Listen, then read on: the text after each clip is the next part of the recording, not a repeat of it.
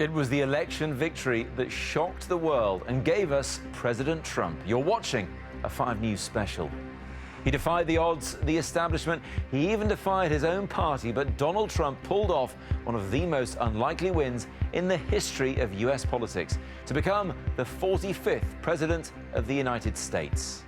The forgotten men and women of our country will be forgotten no longer. He beat Hillary Clinton in a contest that ended her dreams of taking the White House and also ended her political career. But at what price? After a campaign marked by its bitterness, America now appears more divided than ever. Can the country heal itself? You're watching 2016, Trump's triumphant year.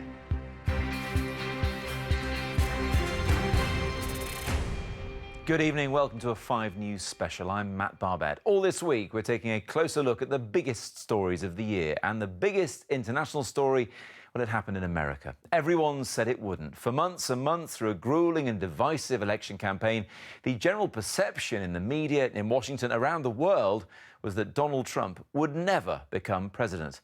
Well, we all know what happened, don't we? Despite Hillary Clinton's vast experience as a First Lady, a Senator, and finally as Secretary of State, she was beaten by a man with no political experience whatsoever. So now, as President-elect Trump puts his first administration together, including another key appointment today, the world waits. I'll be discussing what we can expect and what we've seen with my guests. Stephanie Baker, who's a journalist with Bloomberg. Charlie Wolf is a Trump supporter and a Republican commentator. And also here, our political editor, Andy Bell, who covered the election extensively across America for 5 News. We'll hear from all of them shortly, but first, here's Andy's take on the story that shook the world.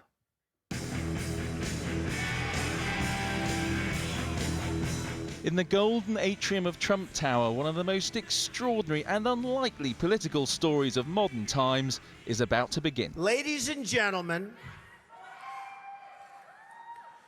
I am officially running for President of the United States, and we are going to make our country great again. Everybody thought it would go nowhere. I mean, it was seen as a joke, or it was seen as kind of a smart business move, you know, to get his name out there. But nobody took it that seriously. And then, of course, it became more and more serious. First, he had to win the Republican Party's nomination, and we saw him begin that in Iowa. And almost from the day we announced, we've been in first place, Jerry. So here's my best pollster. Thank you, honey. Hello, Iowa. It's great to be here. He will be unbelievable. That was like no political rally I've ever been to. It was like watching a supremely confident entertainer. And if people in places like this turn out to support him in the caucus, he has every reason to be confident. You got it, Donald! As he signed autographs afterwards, a chance for questions. Mr. Trump, why should you be president? What makes you fit for the role, Mr. Trump? Why should you be president? But no answers. Is it just one big ego trip, Mr. Trump? Thank you very much. Thank you very much. In fact, he lost Iowa, but by now he had his own way of getting attention.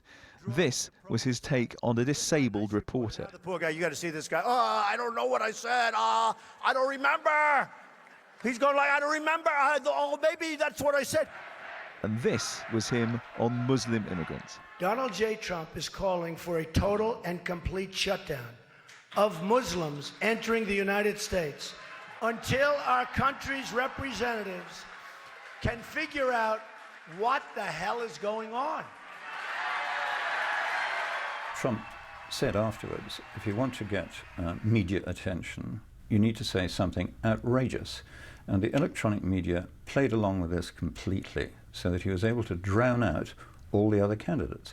Anyone who had a sensible position was barely able to articulate it. So we have television to thank for the Donald Trump phenomenon. With the nomination secured, time to take on Hillary Clinton, or as he called her, Crooked Hillary. Hillary Clinton is the most corrupt and dishonest person ever to seek the office of the presidency. He took that into the debate. It's just awfully good that someone with the temperament of Donald Trump is not in charge of the law in our country.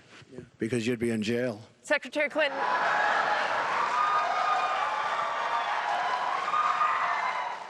But then this recording surfaced of him joking about molesting women. I just start kissing them. It's like a magnet. You just kiss. I don't even know. And when you're a star, they let you do it. You can do anything. Whatever you want. Grab them by the. Surely that would derail the Trump train. We're all on a super high. Certainly not with his supporters, as we found in Florida with the self-styled Trumpettes. Women adore him. And the women that don't, I have one thing to say to you. Just trust in the fact that you have to love your country more than you love your candidate. So if you're not a big fan, get over it and vote for him anyway.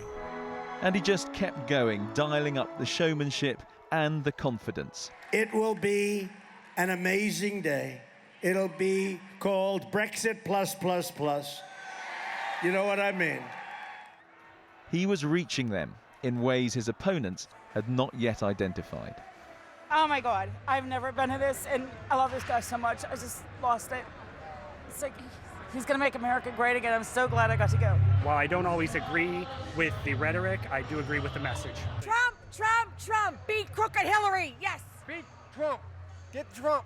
Well, a populist can only succeed if he's tapping into popular concerns. There is a huge popular concern in the US about immigration, and especially the Islamic terrorism aspect of it.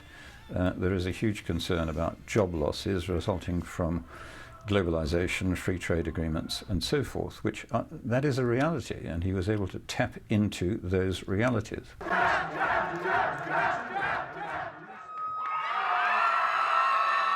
On election night, it quickly became clear who was heading to the White House.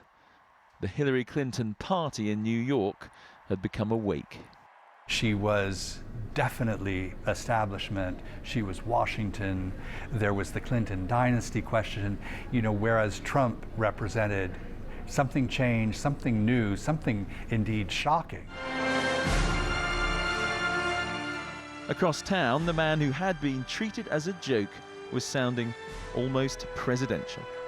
Now it's time for America to bind the wounds of division. Have to get together. To all Republicans and Democrats and independents across this nation, I say it is time for us to come together as one united people. But the people were not united. The next night, there were anti-Trump demonstrations. This was New York. That's Trump Tower up there. That's where the president-elect waited last night for the results. I don't know if he's there right now, but this has become the focal point this evening for this demonstration. He's horrible. He's a horrible person. You don't think there's any chance he might surprise you? It's gonna be horrible. Have you not heard his rhetoric? Have you not seen his plans? Have you not seen the people that support him? He's not going to support any part of who I am. Okay. Yeah. Is there much you can do now? He's been elected after all. I don't know. There's got to be something that we can do, because I'm not going to stand for 4 years of this. He didn't win the popular vote, he won the electoral vote. Do you think that makes a difference? Yes, that makes a huge difference. If we're a country for the people, we should listen to what the people want. But he is president, and everyone is now waiting to see what that means for America and for the world.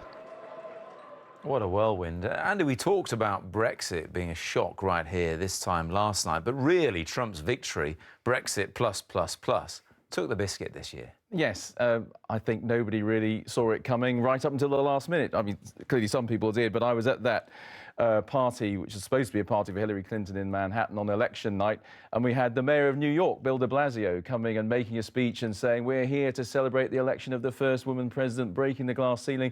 Within about half an hour, it was all over, and clearly, they had not seen it coming, and the people who were supposed to know, journalists, pollsters, had all not seen what was happening, but in fact, Donald Trump had, and had identified that there were places, states like Michigan, Wisconsin, which were considered normally part of the Democratic firewall, as they called it, which were actually getting ready to break off. Also joining us from Washington is Rebecca Cinderbrand, who's the managing editor of the Washington Post. And Rebecca, the first question to you is, what did Hillary do wrong, if anything? You know, that's a question that people are going to be debating for years to come. You can say, looking at the fundamentals of where we are right now, that in some ways she didn't do anything wrong, in the sense of, if you look at the vote nationwide, as one of the people in your report was pointing out, she leads in the popular vote by more than 2 million voters. That means a majority of Americans who voted actually voted for Hillary Clinton. But you can say that strategically, she did not hit some areas, some constituencies that she took for granted, among them those key states, Michigan, Wisconsin, and Pennsylvania. Hands up, who predicted here that Trump would win?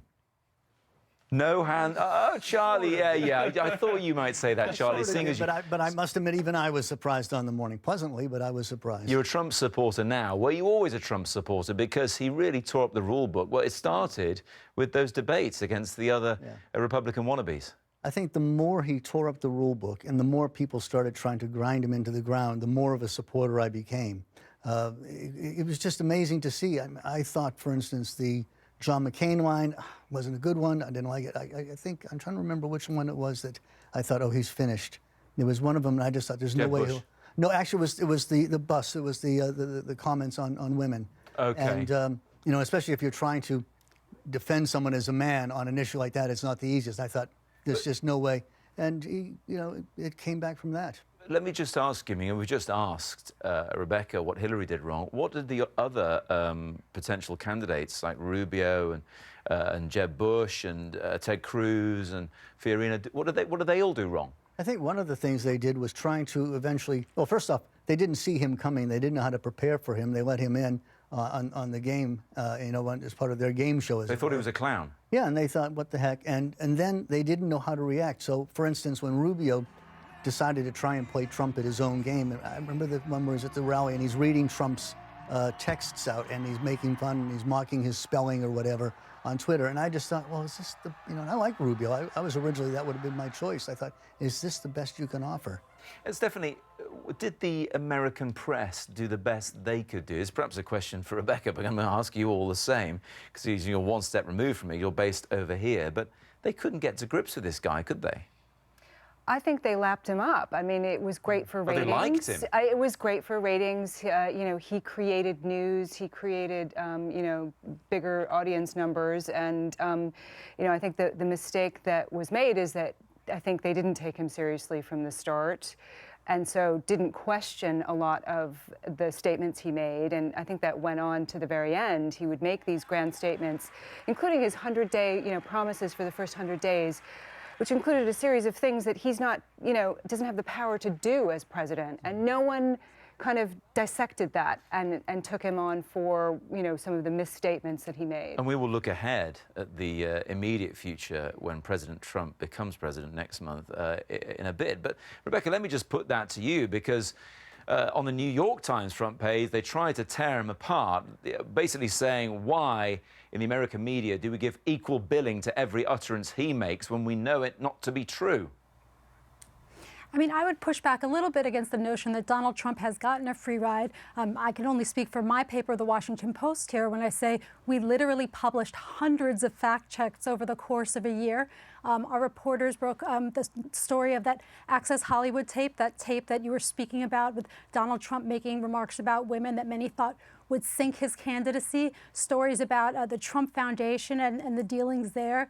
And it didn't seem to make a difference. And that's in part because the people already had their conceptions of Donald Trump baked in over decades of exposure in the public eye. And Andy, they had conceptions of the establishment as well, and that was personified by Hillary Clinton, whereas we saw at the Trump rallies, people were just, well, as Stephanie said, lapping it up. They were loving it. Yes, and there's some interesting research I was looking at just a few days ago about voters who strongly disapproved of both candidates, who nevertheless went out and voted. They ended up breaking much more for Trump than for Hillary Clinton. And the only conclusion that the people doing that research could come to was that even with people saying we really didn't like this guy, they still felt he was not business as usual. He was something new, and that was the important factor. So she pulled in all the stars. She had Beyonce and Jay-Z and half of Hollywood backing her, but it was him with the sort of, you know, the Super Bowl type rallies.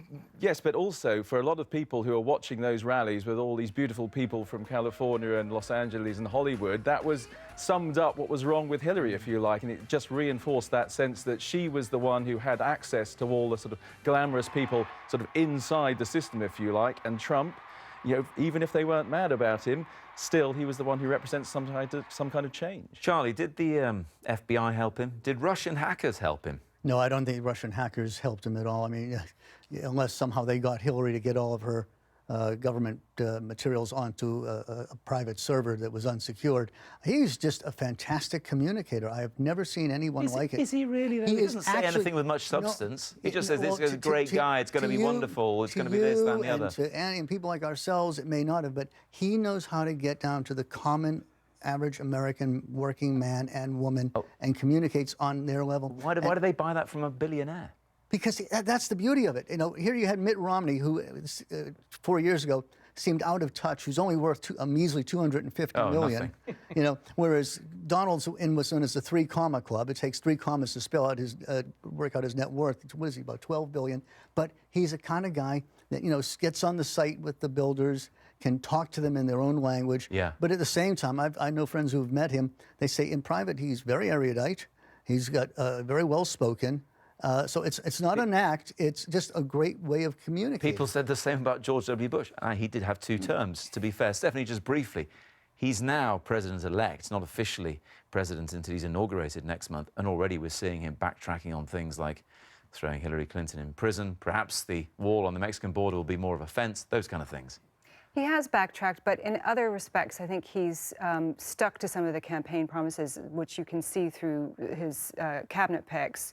You know, it looks like we will see a reset of Russia relations, given who he's picked, both for Secretary of State Rex Tillerson, the CEO of ExxonMobil, and Mike Flynn, his national security advisor, both of whom have called for lifting of sanctions on Russia and want to reestablish and forge closer ties with Putin. We will analyse all of that in just a moment. Thanks all very much indeed for now, but still to come on this special programme.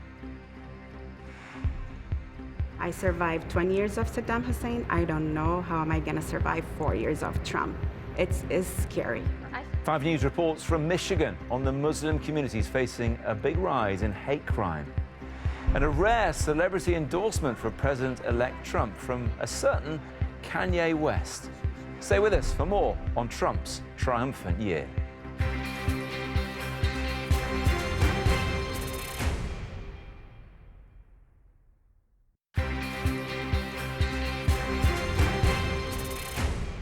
Welcome back. You're watching a 5 News special programme on Donald Trump's triumphant year. My guests are still with me here in the studio. Stephanie Baker, who's a journalist with Bloomberg. Charlie Wolf, who's a Republican commentator and a Trump supporter. And also with us, 5 News political editor Andy Bell, who covered the US election extensively. We'll hear more from them shortly. But first, this year's election race quickly became the most bitter, well, in decades, and some say it showed an ugly side of America. Since the start of the presidential campaign, images like this have become more and more common across the state, and reports of hate crimes have soared. As we test America's mood a month before Donald Trump officially becomes president, Julian Drucker travelled to Michigan and found ordinary people there left fearing for their safety.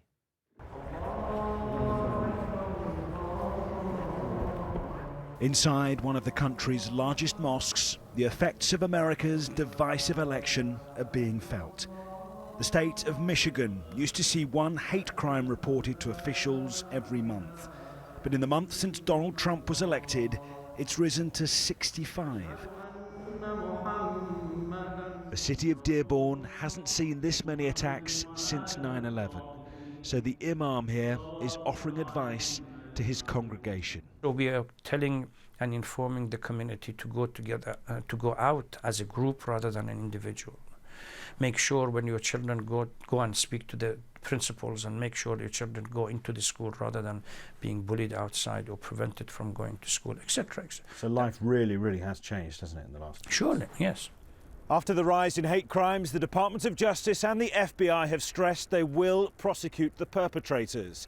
But many Muslims we've spoken to have urged the president-elect to do more to condemn them. We brought together 5 women who say they've all been targeted in recent weeks. We are so scared, we are so threatened, and we don't know what the future is going to be. We're constantly targeted. At our mosques, we have upped security. We have cops that we see. You wave to them before you walk in. You know, like it's the norm now. Several times post-election, I've had people make verbal, assaults, calling me a terrorist, calling me a raghead, telling me to go back to where I came from. And one guy in particular actually chased me down the road. Student coming in and going, "Oh, build the wall," as I walked by, and I just kind of looked back and glared at him, and he stopped because he recognized what he said was really foolish, but it was like, it didn't matter. Donald Trump has been accused of enabling xenophobia and anti-Islamic sentiments in his rhetoric, but he has called for the wave of hate crimes to end. Do you think he's doing enough to condemn it? I mean, he went on TV, didn't he, and said, "Stop it" to these people. Was that enough? It was a joke. It was a joke. He needs to apologize to the whole world, not only Muslims. I survived 20 years of Saddam Hussein. I don't know how am I going to survive 4 years of Trump. It's scary. I say that we can't live in fear. We have to fight. People have been fighting for this country since the beginning of time. You kind of have to face the reality of the fact that he's going to be president, but it's like our job not to normalize it. Fine, he's going to be our president, but we're going to fight every single step of the way. After a month of intimidation and violence, to make America harmonious again will be one of President Trump's first jobs. Well, Julian's live in New York now at Donald Trump's Golden HQ, Trump Tower. And Julian, we heard of, finally, another important appointment at Trump's administration today. President-elect Trump is currently in there filling some of the biggest jobs in American politics. And now we know that America's next top diplomat will be an oil baron. This is Rex Tillerson, the chief exec of ExxonMobil. He has no public sector experience, just like Mr. Trump. He'll be getting John Kerry's job as Secretary of State, and we know so little about his view of the world. What we do know, though, is that he has a close personal relationship with Vladimir Putin. That's been criticized tonight by Democrats. Bernie Sanders, who failed to get the Democratic nomination, has described the appointment as dangerous and sad. A day of comings and goings here, though, at Trump Tower. None more so than one of the biggest stars in the world turning up here. Kanye West appeared a few hours ago for a social visit, we think. He appeared with Mr. Trump in the grand lobby here. They posed together. Mr. Trump said of the rapper, he's a good man. We've been friends a long time. Kanye West joked that he was just here for a picture. It seems unlikely that Kanye West will be given a job in the cabinet. Perhaps they were discussing the inauguration next month. It's been reported that Mr. Trump is struggling to get big-name acts to appear. Of course, Barack Obama had various stars at his 2 inaugurations. He had Beyonce, Aretha Franklin. As we saw in the election campaign, Donald Trump has almost no celebrity backers, so getting Kanye West would be some sort of coup, really. Their combination, though, the 2 of them, quite an intriguing combination, and we're yet to see if that partnership is seen again in the near future. Julian, many thanks indeed. My panel's still with me. Charlie, Kanye West was a man who once famously said George Bush doesn't care about black people. Does Donald Trump? I think he does. I mean, this was a man who went out with his plea about saying, I really am sick and tired of what I'm seeing in the inner cities and want to do something about it.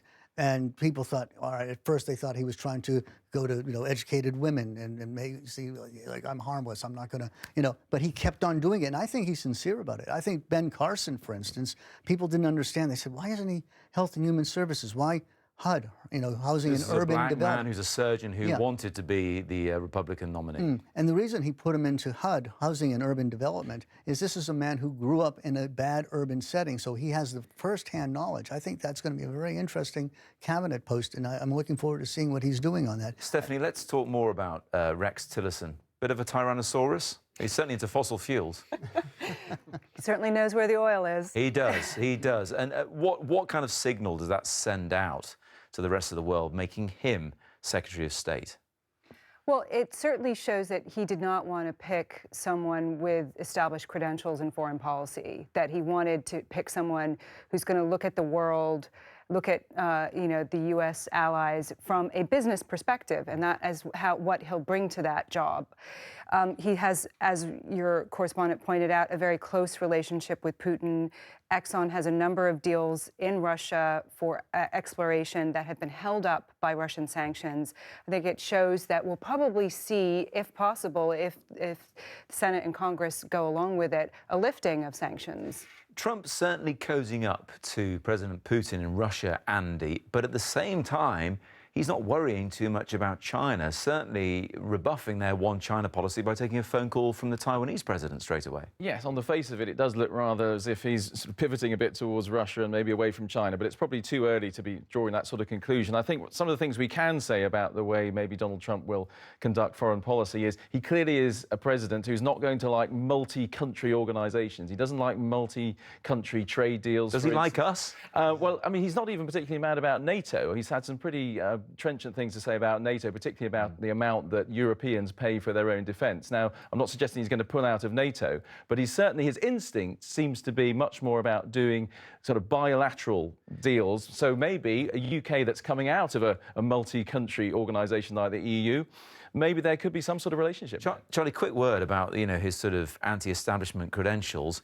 Let's not forget that he's appointed a man in charge of the Federal Reserve who's from Goldman Sachs. They always seem to come from Goldman Sachs, one of the biggest banks in the world. They must be doing something right at Goldman Sachs. A lot of people have been saying, well, why is he very hiring... establishment, though. Yeah, well, but he's getting people that know the system. There's some that take this belief of saying, well, I thought he was going to clean the swamp. Why billionaires? Well, billionaires became billionaires because they're very smart at what they're doing. Although he did start with a lot of money. But even still, anyway. well, even still, it takes some skill to make it into more money. You can lose it very easily. Hiring generals became generals again because they have to be pretty smart. Mad Dog, yes. Mad Dog. This is a guy. This is a very erudite man who's very well read, and he's respected by the troops. Even looking at Tillerson, this is a man that knows diplomacy because he's working with these different countries. And I've got to be diplomatic here as well, Stephanie. 15 seconds. Is he going to leave Trump Tower for the White House? Does he even want to really be president? There is that question. No, obviously he will leave. The question is, will his wife, Melania, leave and move to Washington? You already see reports of his daughter, Ivanka Trump, and Jared Kushner looking for a house in Washington, which gives you a little bit of a clue as to what's in store. So many known unknowns at this point in time, to quote another American politician. Thank you all very much indeed for being here with me for this special. And that's it from us for now, and this 5 News special programme profiling Donald Trump's triumphant year. Tomorrow, we'll be looking back at the huge talents we have lost in the past 12 months, from the stars of the big screen to David Bowie, a legend in every sense of the word, and someone who provided the soundtrack to much of our lives. Prince, of course, as well. We'll be remembering them all and many others tomorrow in Showbiz Legends We've Lost. That's at 6:30 tomorrow night. For now, though, that's it for me. Claire Nasir has weather next, and I'll see you again tomorrow at 5. Bye-bye.